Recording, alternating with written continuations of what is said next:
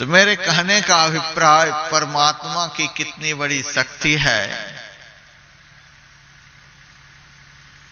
कि सारी सृष्टि को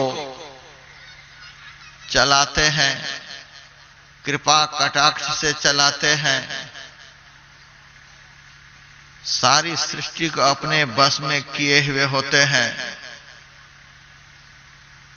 और किसी का उनको भय नहीं, कहीं भी प्रकट हो जाते हैं। उनका नाम है खुदा, जो खुद आ जाए, किसी बॉडीगार्ड की जरूरत नहीं, खुद आ जाए। संस्कृत में भगवान को स्वयंभू कहा जाता है, स्वयं से प्रकट हो जाएगा। इतना सुरक्षित पद है कि किसी का भय नहीं, किसी सुरक्षा कर्मियों की जरूरत नहीं।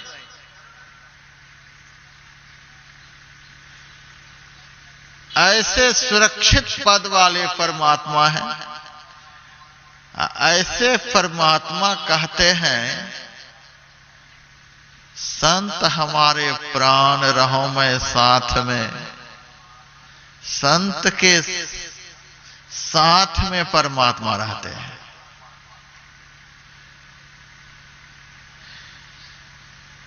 अपने साथ में तो भगवान किसी बॉडीगार्ड को नहीं रखते, लेकिन संत पद को दुनिया में ऊंचा दिखलाने के लिए परमात्मा संत के पीछे पीछे बॉडीगार्ड बन करके चलते हैं।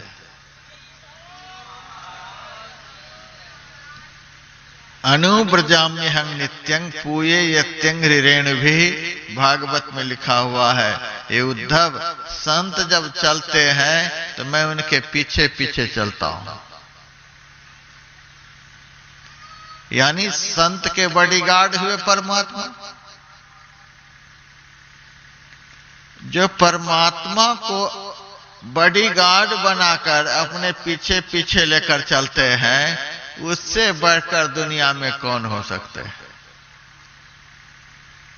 इसीलिए कहा गया संत सबसे बड़े हैं संत, दूसरा नाम है तीजे 10 अवतार तिन्हें प्रणाम है। ब्रह्मा विष्णु महेश सकल संसार है, अरे हाँ पलटू सबसे ऊपर संत मुकुट सरताज है। सबसे श्रेष्ठ पद संत का पद है, क्योंकि संत परमात्मा को अपने पीछे पीछे बॉडीगार्ड बना करके चलते हैं। संत हमारे प्राण रहो मैं साथ में, 3 लोक सब रहे संत के हाथ में। इसका क्या मतलब हुआ? 3 लोक सब रहे संत के हाथ में। ब्रह्मा का लोक, विष्णु का लोक, शिव का लोक। सर्जन करने का सामर्थ्य, पालन करने का सामर्थ्य, संहार करने का सामर्थ्य, तीनों देवताओं के सामर्थ्य को अपने हाथ में लिए हुए होते हैं।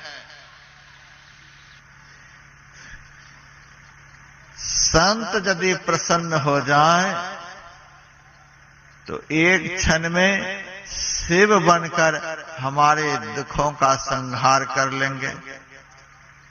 संत जब प्रसन्न हो जाए तो एक ही क्षण में हमारे अंदर ज्ञान का विस्तार कर देंगे। संत यदि प्रसन्न हो जाए तो हमारे अंदर एक ही क्षण में समग्र सद्गुणों का सर्जन कर देंगे। तीनों सामर्थ्य लेकर संत देवता संसार में विचरण करते रहते हैं। 3 लोग सब रहे संत के हाथ में। मोको डारे बेच उजुर मैं ना कराऊं। भगवान कहते हैं संत यदि हमको किसी के हाथ में बेच भी देंगे तो हम मना नहीं करेंगे। सबसे बड़ी शक्ति को परमात्मा कहते हैं, और परमात्मा ने भी जिनको सारा अधिकार सौंप रखा है वो संत परमात्मा से भी बढ़कर शक्तिशाली कहलाते हैं।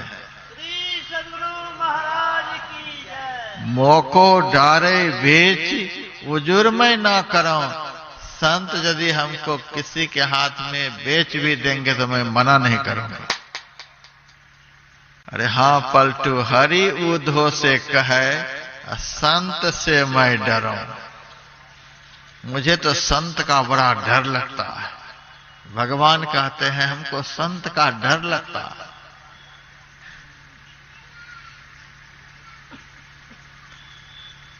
ऐसे संत का जो संग करेगा उससे बढ़कर दुनिया में कौन कहलाएगा। मैं तो यह कह सकता हूं, जितनी देर के लिए आप लोग यहां सत्संग में बैठे हैं उतनी देर के लिए अभी आप लोगों की बराबरी में दुनिया में कोई नहीं है।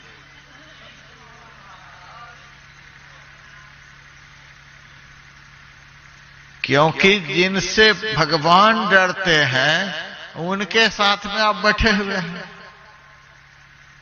जिनसे भगवान डरते, जिनकी मुट्ठी में भगवान होते हैं, जो भगवान को भी किसी के हाथ में बेच सकते हैं, तीनों लोकों की संपदा जिनके हाथ में परमात्मा ने सौंप रखा है, ऐसे संत के संग में आप लोग यहां बैठे हुए हैं। अभी आपसे बढ़कर दुनिया में कौन हो सकता है।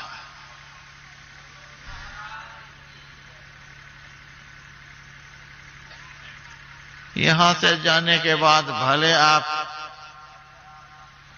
अपने को निकृष्ट बना सकते हैं, जैसे तैसे के पास बैठकर जैसे तैसे बन सकते हैं, लेकिन जितनी देर के लिए आप लोग सत्संग में बैठे हैं उतनी देर के लिए अभी आपसे बड़ा दुनिया में कोई नहीं।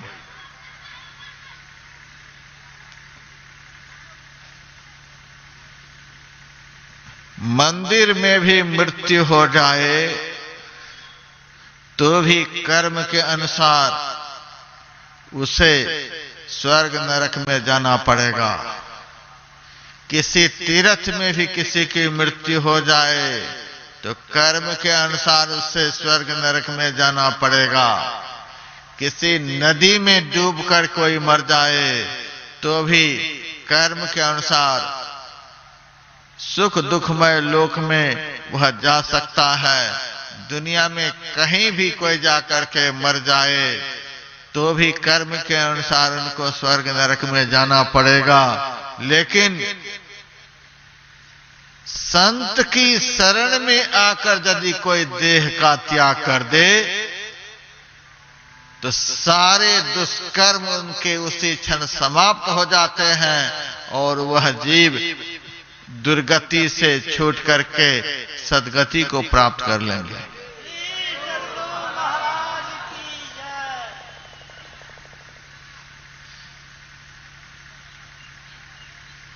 हरिद्वार में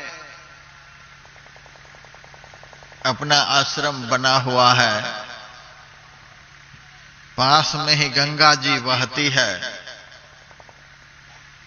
हम कभी कभी गंगा के किनारे शाम में टहलने के लिए जाते हैं। जहां तहां मैं देखता हूं सूखी सूखी लकड़ियां पड़ी हुई होती हैं, उसमें कीड़े लगे हुए होते हैं। उस लकड़ी को घुन खाते रहता है, सड़ता रहता है, वह लकड़ी गलती रहती है। रोज देखता हूं उसी स्थिति में लकड़ी पड़ी हुई होती है। फॉरेस्ट विभाग का इतना पहरा होता है कि कोई उसे उठाकर ले भी नहीं जा सकता, जहां का तहां है। कभी कभी जब गंगा जी में बाढ़ आ जाती है तो गंगा का जल धीरे धीरे तरंगित होता हुआ उस लकड़ी तक पहुंचता है और उस जल के ठोकर लगने से वह लकड़ी धीरे धीरे हिलने लग जाती है। और भी जब गंगा का तेज प्रवाह बढ़ता है,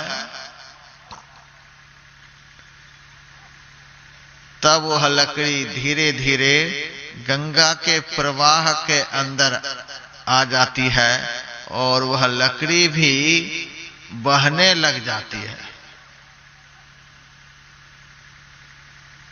और गंगा की धारा में उनकी गति हो जाती है।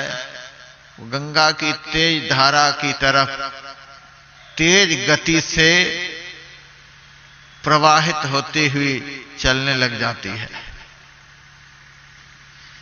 यदि वह लकड़ी गंगा के उस तेज प्रवाह का संग नहीं छोड़े तो वह गंगा की पवित्र धारा उस लकड़ी को समुद्र में पहुंचा करके छोड़ देगी, बीच में नहीं छोड़े। हां, किनारे पकड़ लेने पर तो भगवान जाने, लेकिन लकड़ी यदि गंगा के प्रवाह को नहीं छोड़े तो वह लकड़ी समुद्र में पहुंच जाएगी, जहां पहुंचकर सदा की शरण उसकी खत्म हो जाएगी, गुण खत्म हो जाएंगे। यह सत्संग 2 दिनों का यहां रखा गया है। यह सत्संग क्या है? मैं यह कह सकता हूं, हरिद्वार से इस गांव में बाढ़ आ गई है, पवित्र गंगा की बाढ़ इस गांव में आ गई है। इस सत्संग को पवित्र गंगा की बाढ़ समझ लीजिए